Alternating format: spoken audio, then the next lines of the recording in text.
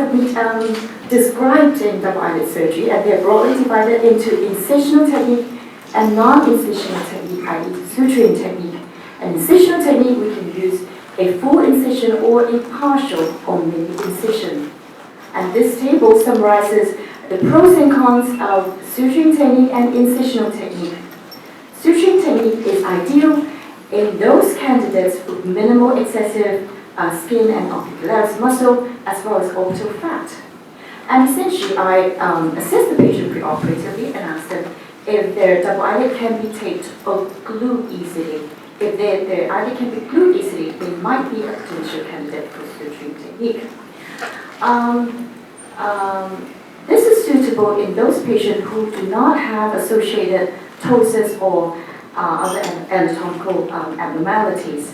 The advantage will include much shorter operative time of less than an hour, and the downtime is usually 3 to 5 days, so they can resume their normal social activities.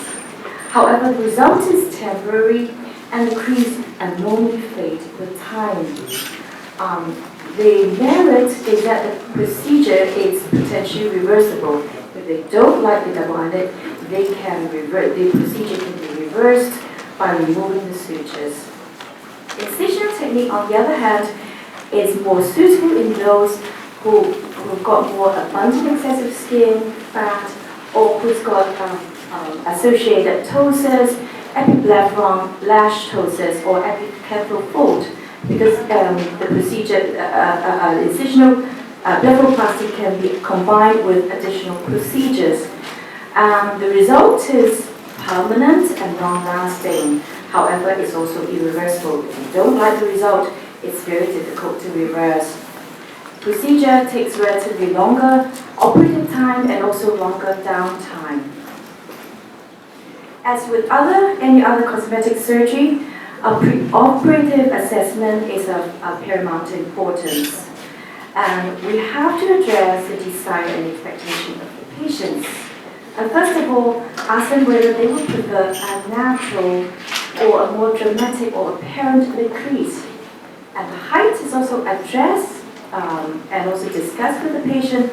Ideally, ask them to produce a photo of their own to see what sort of result that they decide. For example, if they have their eyelid glued or taped, you have to look into their photos. This is what their desired outcome. Also, occupation of the patient and downtime need to be discussed with the patient. Like if they have special events to go to, say in 2 to 3 weeks' time, then suturing technique might be a better option. Anatomy of the patient should be analyzed before operation to see if there is excessive skin, muscle, pretarsal soft tissue, and fat, where there are associated epiblepharon, lash ptosis, and facial asymmetry and brow asymmetry should be discussed with the patient and photographed. And also epicanthal fold should be looked out for. In the patient's inserting position, the height and shape of the desired double eyelid crease was simulated using a Bowman's probe. I normally use a 3/0 Bowman's probe to poke into the upper eyelid inward to form a crease in front of them, with a mirror in front of the patient to produce the simulated crease, and then we just confirm with the patient. In suturing technique, I normally use a higher lid crease, which is around 8 to 10.5 millimeter above the ciliary margin. And in incisional technique, I normally use a lower lid crease. But of course, it depends on the age of the patient, sex of the patient, and whether pretarsal soft tissue and skin has been removed. And an ultrafine marker pen is used to mark the proposed double eyelid crease.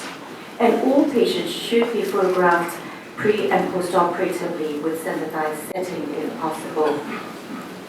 So now I'm going to talk about the surgical procedure for suturing technique. With all procedure, I'll perform under strict local anesthesia, no sedation.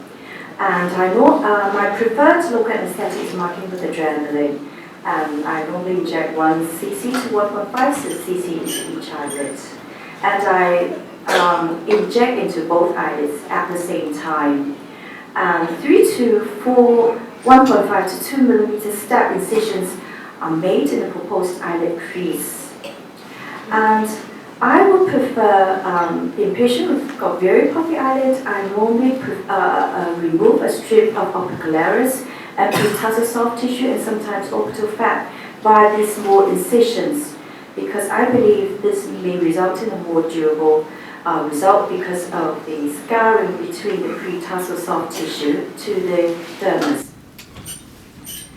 I use 6 or 7/0 proline sutures. I prefer proline sutures because there is less foreign body reaction, because I have 1 or 2 cases of suture reaction from nylon sutures. So now I switch to proline sutures. In patients with relatively thin skin, I use 7/0. In those with thick skin, I use 6/0. Sometimes I combine both sutures. And the medial knot I tend to use, because there are high chance of knot extrusion in the medial area, I tend to use a 7/0 instead of 6/0. And the proline sutures are passed through the skin incision and then above the tarsal margin, and I have a subconjunctival pass around 2 to 3 millimeter horizontally, and then I exit about above the tarsus, and then through skin incision, and I tie the knot, and I tie it with 1-on-1 knot only.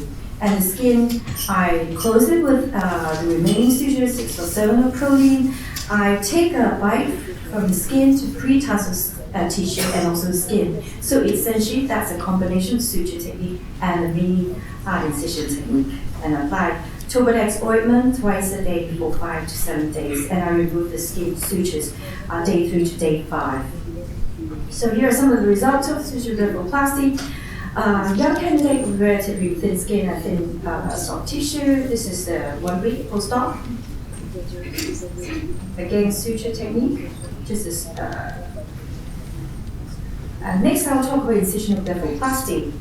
So again, a long incision is made along the proposed skin crease, and I would flip over the tarsus to measure the tarsal height, and I normally just correspond. I make my incision along the tarsal height, and which is normally around 6 to 9 millimeters for females, and a bit lower for males, depending on the tarsal height and also depending on whether I have removed excessive tissue.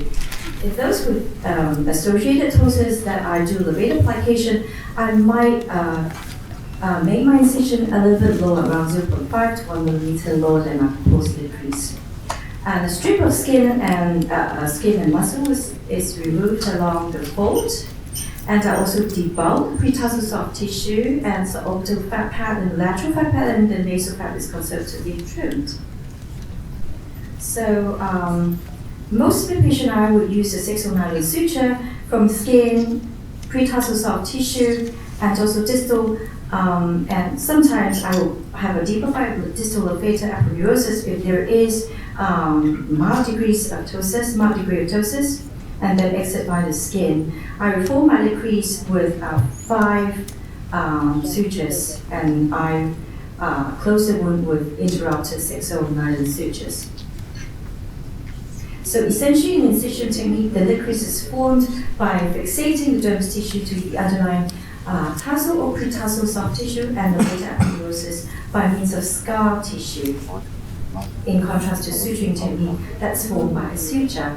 And here are some of the results of the patients, and she's got a little bit of quite a bit of lash ptosis and or entropion with her lash touching the cornea. So I remove 1.5 millimeter of excessive skin or orbicularis, debulking the pretarsal soft tissue, and form the lid crease. And this is her result 1 week afterwards. And another male patient, I make the incision a little bit lower in all male patients.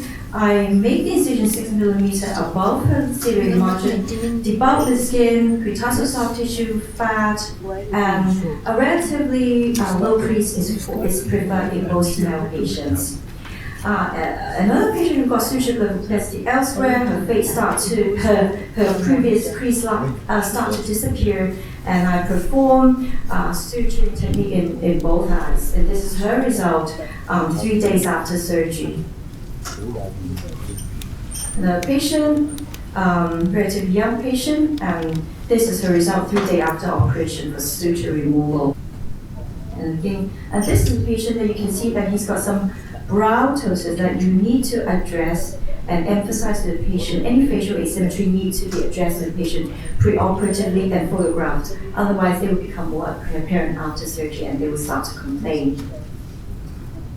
So in elderly patient, with excessive skin, I will usually just go for incisional blepharoplasty. This is a patient with traumatic ptosis, and actually he's underwent ptosis surgery elsewhere twice. I'm happy with the result, and I did revision surgery, remove the scar, remove excessive tissue, and I do a maximal levator resection in the forming of his lid crease. This 1 month afterwards, I did his left eye only, and he want double eyelid on his right eye. So 3 months afterwards, I did incisional blepharoplasty for him. 3 months afterwards on his right eye. So another patient that I Please did. pay attention. Please pay time. Okay, incisional blepharoplasty, and also double eyelid formation. So to summarize, suturing technique is relatively easy, faster operative time, and produces no external scar. And skin is fixed to the levator aponeuros by means of suture. So connection is not as secure as the incisional technique. And excessive orbital fat may migrate to the area of fixation and therefore jeopardize the effective suturing. Therefore, the suturing disappearance rate might be as high as 5 to 20%. And to minimize this, I combine with the removal of excessive soft tissue via the mini suture technique. The incisional technique, however, produces more extensive injury to blood vessels and lymphatic drainage, and therefore there might be more prolonged swelling, can be as long as 3 months. And there will be unavoidable scar on the upper eyelid when a patient closes their eye, which may take around a few months to fade away. So this is the end of my talk. Thank you very much for your kind attention. My previous speaker discussed about the blepharoplasty. As by definition, we know there is removal of excess skin with or without removal of the orbital fat, and which is usually done cosmetically, but sometimes functionally also rejuvenate the eyelids and associated structures. Other than the aesthetic indications, there are some other indications where there is mechanical, inflammatory, and post-surgical or post-traumatic. In mechanical indications, the most common indications are dermatogalasis, others are epiblepharal, sometimes entropion, and inflammatory indications like Graves' ophthalmopathy, blepharoplasty, floppy eyelid syndrome, and some post-surgical or post-traumatic. Now, these few examples where, other than aesthetic indications, that blepharoplasty is being done in combined techniques of removal of the pathological structures. There's chronic inflammatory leaf disorders. Long-standing inflammation may lead to the skin redundancy, leads to the dermatogalasis like appearance. So in this case, excision of the inflammatory lesions followed by blepharoplasty is treatment of choice. The recurrence is common in these cases of patients. In post-surgical cases, in case of children where temporary sling surgeries is being done to combat myopia, then post-surgical, post-operative cases they may appear as blepharoplasty. And also in ptosis surgeries in case of adult patients, if lid creases fail to form or sufficient skin excision is not done properly, in that case, the post-operative appearance, the appearance of the patient may looks like a dermatogalasis patient.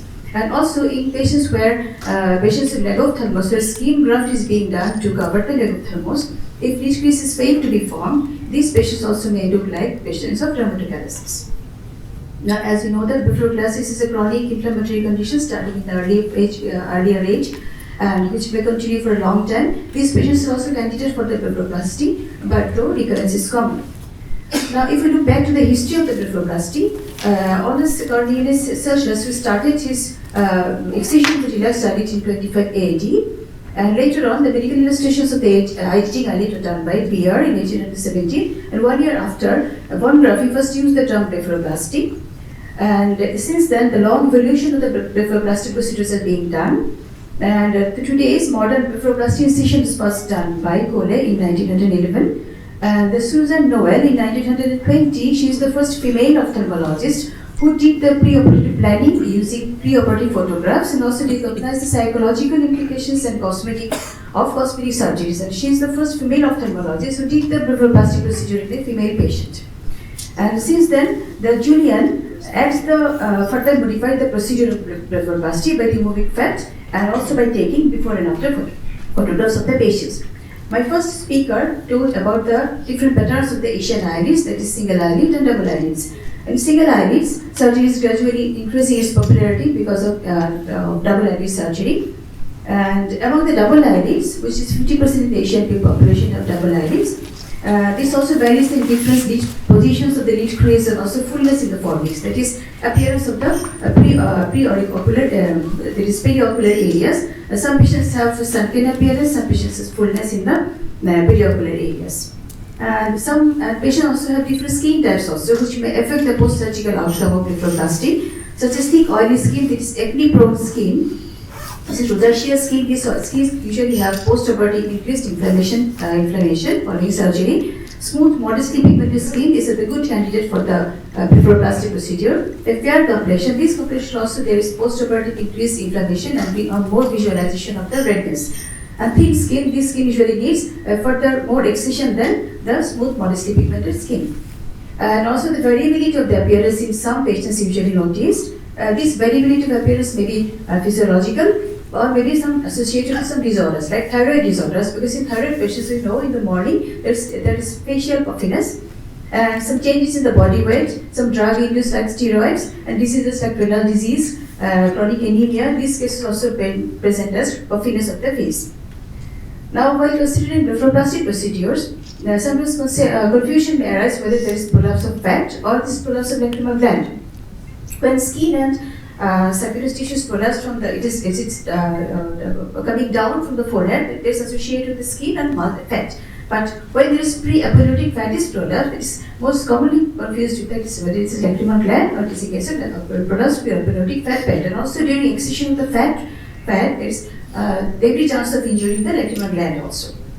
Now, if blepharoplasty, that is dermatocalysis or blepharoplasty, is associated with the brow ptosis or blepharoptosis. If it is associated with the brow ptosis, simple brow elevation surgery, whether it is by the internal fixation or it is by the external fixation, is sufficient. And sometimes may be combined with the blepharoplasty procedure also. If there is associated with brow ptosis, then this procedure must be combined with the ptosis surgery. There is an associated feature set here, maybe ptosis I told earlier, maybe ectropion. This may be due to mechanical produced by the dermatocalysis. Some ectropion most commonly in the lower eyelid and sometimes associated with lid growth like xanthelasma. This dermatocalysis or blepharoplasty may be unilateral or bilateral. Unilateral is most commonly due to post-surgical or post-traumatic. So in unilateral cases, sometimes surgery is a little bit difficult to produce symmetrical appearance. But bilateral surgery is sometimes not very much difficult to produce bilateral symmetrical appearance. So before considering surgeries for these dermatocalysis or blepharoplasty patients, we have to consider some preoperative conditions like blepharoplasty as told earlier, thyroid disorders, creatinine insufficiency, post-LASIK patients. These patients are there is a chance of developing dry eye disorders in post-operative periods. Rosacea, sarcoidosis, these patients have a chance of developing sarcoids, granuloma in the incision, pemphigus, and benign essential blepharoplasm. Sometimes benign essential blepharoplasm patients it is one of the rare presentations of the dermatocalysis that due to dermatocalysis, if there is associated entropion, these patients may be present as benign essential blepharoplasm. Now, while in skin markings, pinch technique is the ideal technique, as you know, to avoid over-excision or under-excision. Now comes about whether the excision is, whether it is sigmoid excision, whether it is a curved excision. It also depends on surgeon's experience, but sigmoid excision has some disadvantages also. I myself prefer the curved excisions because it usually removes the chance of postoperative medial hollowness. Now comes about whether it's scalpel incision or it's radiofrequency contour incision. Both the incisions usually don't have any postoperative effects on postoperative surgical outcome. Now, as ptosis surgery is one of the form of blepharoplasty procedures, I also prefer spin pinch technique, whether in case of ptosis surgery, also in case of blepharoplasty procedures. Now, question about debulking of the orbicular muscle. There is a lot of debate about the debulking of orbicular muscles. I myself prefer there is limited debulking of the ocular circular muscles because it gives a good post-operative appearance, especially in case of unilateral cases, and also symmetrical appearance, and to avoid preoperative fullness. But the one complication is that it produces long-standing edema due to interruption of the lymphatic drainage, which will pass away with time. Though some study shows that there is no difference if there is debulking of the orbicularis muscle is done or not done. Now comes about the fat removal or fat preservation. Fat removal is done usually when there is prolapse of the pre-aponeurotic fat bed. But when there is only skin and muscle is redundant, then excision of skin and muscle is enough. But during removal of the nasal fat, we must be very much cautious because excess removal of the nasal fat may give rise to nasal hollowness. And to avoid this nasal hollowness, we may reposite the fat instead of removal of the fat. Now comes about cauterization. Usually it is indicated to avoid while excision of the fat, to avoid retrovalvular hemorrhage, which is the previous complications of any blepharoplastic procedures. Now during correction of the associated disorders, incision must be modified because in presence of xanthelasma, bilateral xanthelasma. In this case, sigmoid incision is better than the curved incision. It is also the correction of associated disorders like the presence of ptosis and some eccrine hygrosystoma. Now, as we know that blepharoplasty procedure is one of the one of the best oculoplastic procedures, but these best oculoplastic procedures may not produce good result, a successful outcome if some patients have unrealistic expectations, and there may not be any good communications between the surgeon and the patients about the expected result, about the existing pathologic conditions, and how far the lesion, that is the pathology, could be corrected. And some patients want that I want to look like my face like that one, or like that famous model or some famous film stars, but they should be strongly discouraged because everyone is unique in their appearance and nobody could be like that anyone else. Whether it is done aesthetic or non-aesthetic causes, a proper diagnosis and evaluation is necessary by doing physical and psychological assessment, and a complete explanation of the preoperative, intraoperative and postoperative phase, we can lead a good successful outcome. And thank you all, and welcome to my beautiful country. In the hands of the most careful surgeon, sometimes the problems are inevitable. The best approach to minimize the suboptimal result is the careful patient selection, thorough understanding of the patient expectations, detailed explanation of the realistic post-operative complications, and careful ocular examinations during the preoperative visit. The surgeon should try to prevent patient unhappiness in the preoperative period. It is most important for both the patient and the surgeon to have a thorough understanding of each other's expectations and goals. This lady will not change like her after blepharoplasty. Instead, this is the after blepharoplasty. So, operative blepharoplasty is performed only to remove excessive tissues including skin, muscle, and fat. This lady is before and after, and she is complaining of the aggravation of the wrinkles after the blepharoplasty. Those are pre-existing wrinkles, which is more visible after the blepharoplasty because she has no need to elevate brow anymore. So, pre and post-operative photograph should be taken and compared, and is used for the explain to the patient. The most common problems we encountered after the operative blepharoplasty is eyelid crease abnormalities. These include asymmetry, too high, too low, multiple, and disappearance of crease. And the height of eyelid crease is determined by the amount of the skin excision, brow position, and position of hazard fixation. This patient has asymmetric, very high, unnatural appearing eyelid crease after the double eyelid operation on the right side. And this another patient is very unpleased with her cosmetic result because of the unnatural appearance of eyelid crease. So, if the patient has high fold or asymmetry, it is important to correct the high fold, and during the procedure, the preoperative fat should be made, fat flap is made, and then bring the downward to the place of the new lower lid crease, because without doing this procedure, the multiple crease occur when the old lesion recurs at the previous incision site. So this patient has asymmetric lid crease, and she wants to lower this side of the high fold. So the upper incision is marked at the previous incision scar, and the lower incision is marked at the lower new height. And then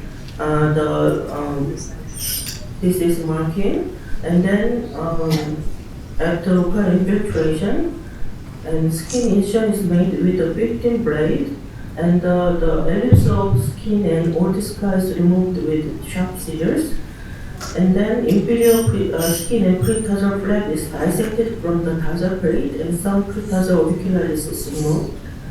And then all the adhesions from the septum and the tarsus and elevator aponeurosis is sliced using the scissors or disposable high temperature cautery like this. And then preoperative fat flap is made like this, and then bring the fat flap to the side of the lower new crease. And the lid crease forming suture is placed between the tarsus and the subfinished tissue of the inferior incision. And this is another lid crease suture incorporating the flat flap at the side of the lid crease formation, skin tarsus fat, and then the skin. And place 3 or 4 bits of sutures like that, and then skin is closed in the continuous manner with 7 nylon. So this is after the procedure. You can see the symmetrical low crease is created at the end of the operation. This is, she has asymmetric lid crease after the double-eyelid operation, and then I made symmetrical lid crease, and this is 1 month after operation. And this patient has asymmetric, very unnatural, high lid crease, and this is after the operation. And she has a history of double-eyelid operation in her 20s, and she wants to correct high unnatural eyelid crease, deep superior sulcus from the too much fat removal from previous surgery, and she wants to remove the lower eyelid bags. So I did lower lid blepharoplasty by removing the fat from the transconjunctival approach, and I gravitated the fat from the lower eyelid to the upper eyelid to fill the superior sulcus, and then lower the lid crease. And this is 2 months after the operation. And this is another patient with mild ptosis, and this is 2 months after the operation with ptosis procedure and lid crease lowering. And this patient has want to correct the left side only, and the left side has marginal atrophium and high lid crease compared to right side. And this is 1 month after operation of left side operation. And this patient is complaining of the eyelid crease asymmetry 6 months after the operative blepharoplasty, but in fact there's a brow asymmetry. So I injected Botox to elevate the right eyelid and then lower the left brow. And this is 1 month after Botox injection, and with the improvement of the brow asymmetry, the lid crease asymmetry is improved. This is another patient with the brow asymmetry. So this is 1 month after Botox injection to the brow area. And this is again another patient with brow asymmetry. This is 1 month after Botox injection. To raise the low fold slightly, excision of the redundant skin and scar is an excellent way. And if you want to raise a little bit more and the patient has sufficient pre-tarsus skin, the adhesion is released and moved to higher part of the tarsal plate. If the original crease is made too low, and then make a new line above the previous incision line, either by valid suture method or making a higher incision line. And this is just removing the redundant skin and scar and then close. And this is the dissect and anchoring to the higher position of the tarsal plate. This is before and 1 week after the operation and to raise the fold. And this is another patient and before and 1 month after operation. And this patient has underwent double-eyelid operation and a very low fold on the right side and double crease in the left side. So I made the crease symmetrically decrease on both sides, and this is 1 week after operation. To correct the shallow crease or loss of fold, the same procedure is applied as in the primary double-eyelid operation. And this patient has a history of double-eyelid formation twice, but only faint crease is formed. And this is 5 months after revision and medial epicantoplasty. This is another little boy and history of double-eyelid formation, but no crease is formed. And this is 1 month after operation. And this patient has a history of double-eyelid formation 3 times, but no crease is formed, only leaving the very prominent scars. And this is 2 weeks after operation. And this is another case of shallow crease and 1 year after operation. And this is only right side, and this is after operation. To correct the sunken eyelid and multiple crease, the loose tissue should be replaced. And this patient, to correct the sunken eyelid and the multiple crease, the fat part graft is performed, and this is after the operation. The blepharoptosis can result from the pre-existing ptosis and the injury to the levator aponeurosis, and the levator surgery is necessary to solve the ptosis. And then this is before and 1 month after operation. This is before and 1.5 year after operation. And this is before and 1 month after operations. This patient has the ptosis and retraction, and this is 6 months after operation. And this is before and 1 year after, 2 years after operation. And this is another patient before and 9 years after operation. And another patient within 1 year after operation. And to correct the retraction, the levator aponeurosis is recessed. And then this is before and 1 month after operation. This year, the 10th conference of APAO PRS meeting will be held in December 15 to 16 in Hong Kong. And everybody in the hall, welcome to this APAO PRS meeting, and we hope all of you can join to our meeting. Thank you very much. Here I just talk about complications of the lower-lid blepharoplasty, prevention and management. Lower-lid blepharoplasty is seemingly straightforward. Even the very gifted surgeon also will meet a lot of the complications. But the many can minimized by the thoughtful preoperative evaluation and the individualized surgical judgment. There are the early complications like within 1 week, and also the later complications 3 weeks after surgery. Visual loss will be the very severe complications. The most common will be the Richard Barber hemorrhage and others such as the ischemias, optic neuropathy, and like the angle closure glaucoma. And retrobulbar hemorrhage will occur within the first 24 hours after surgery. And for this kind of the situation, we should prevent begin preoperatively. We have to focus on the potential predisposing factors like the hypertension, vascular disease, and if we have this situation, we may need to give the treatment as soon as possible. The surgical therapy is required if the bleeding through the vision system or is getting worse.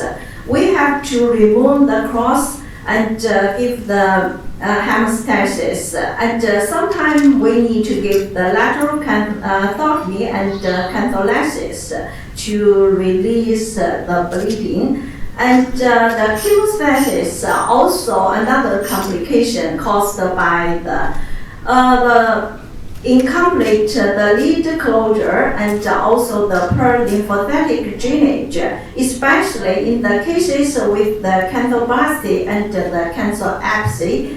For the early or the mild chemostasis, like within 1 week, we just give the lubricate ointment and maybe the artificial teardrop will be useful.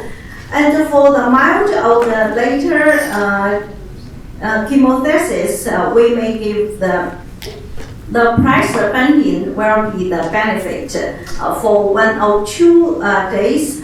Sometimes we need to give the release the fluid, but I don't recommend this procedure because after you just release the fluid, maybe the 1 week you also can see another chemosis. And for the severe chemosis or prolonged chemosis, like the more than months, like the picture shows. This patient, the 3 months after surgery, and still there the very severe the chemosis. The patient for the very severe the discomfort and the photophobia is uncommon, but still we can meet this complication. It's very important to correct any the closure problem like the lower lid malposition. And for this patient, we give the temporal suture tarsography. And this after retreatment, we can see is getting the better. And also the sunken, the deeper inferior suckers. For this kind of the complication, I prefer to do the fat removal. Don't do too much fat removal. I prefer to give the partial fat reposition and the partial fat removal if the patient has the too much fat. And for the treatment, also give like the Professor Kim suggests, we just give the fat graft and the filler injection. Lower eyelid malposition, the most common complications for the lower lid blepharoplasty. And the patient will have the mild inferior scleral to the severe cicatricial ectropia. And we will give the careful consideration before correct this complication based on the anatomic concept and affected lamellar, like the anterior lamellar and the middle and the posterior lamellar.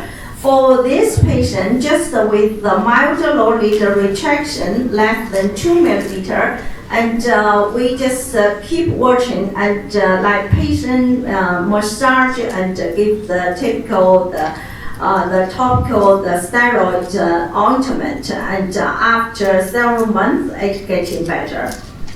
And some procedure have to give like the lower lid retractor resection or recession. This procedure just the transcutaneous, and after we expose retractor, we dissect retractor, the lower lid retractor along the border of the tarsal plate. And here we dissect the lower lid retractor and open the septum. And then we will remove a little segment of the lower lid retractor. Here we remove a bit the lower lid retractor. And then we release, open the septum totally and release the fat, and to prevent the reattachment of the lower lid retractor. Also give the lateral tarsal straight suspension. Here the patient before and after surgery. And another procedure for the little bit severe case, give the dermis graft cracked lower lid retraction, and we just count the. This procedure provides the posterior lamellar augmentation. Also, we can give the volume replacement. So we give the transconjunctival approach. And the incision just along the border of the tarsal plate, and resect. We make the incision and we dissect and release the lower lid retractor. Also give the lateral tarsal straight suspension. Just the shortened the lower lid and to correct lower lid laxity. And here we just dissect and release resect the lower lid retractor.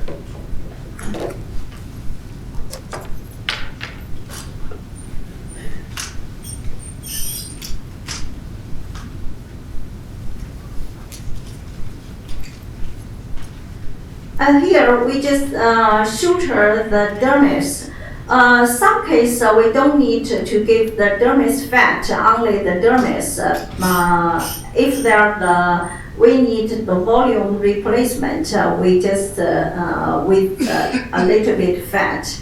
And then we suture the two ends of the dermis to the tarsal border, and also the edge of we resected the lower lid retractor. Here we do the lateral tarsal straight suspension.